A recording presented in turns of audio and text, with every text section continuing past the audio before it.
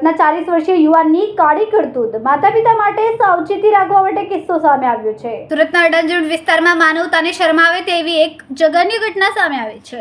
40 વર્ષના યુવાને 5 અને 8 વર્ષની બે માસૂમ દીકરીને ચોકલેટ આપવાની લાલચ આપીને તેના ઘરે લઈ ગયો હતો।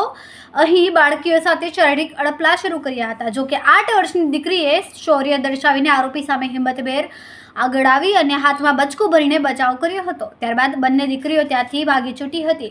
ઘટના અંગે દીકરીના પરિવારે ફરિયાદ નોંધાવતા પોલીસે આરોપીની અટકાયત કરીને વધુ તપાસ હાથ ધરી છે। અડાજણ પોલીસ સ્ટેશનમાં એક ગઈકાલે છેડતીનો અને પોક્સોની કલમ સાથેનો ગુનો નોંધવામાં આવેલો છે।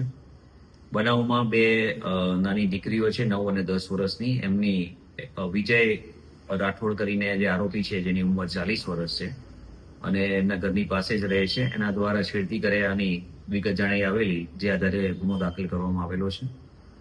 આરોપી છે હાલમાં કોઈ પ્રવૃત્તિ કરતો નહોતો, પહેલા ઘરકામ ને મજૂરીનું કામ કરતો હતો। હાલમાં આરોપીને ડિટેન કરવામાં આવેલો છે અને તપાસની આગળની કાર્યવાહી ચાલુમાં છે। સર, કેટલી ગંભીર બાબત, લોકો શું સાવચેતી માતા પિતા રાખે? આમાં જે ધ્યાન રાખવાનું એ છે કે આરોપી છે એને ચોકલેટ આપવાનું કહી અને બંને દીકરીઓ છે એના ઘરે, પોતાના ઘરે લઈ ગયેલો હતો।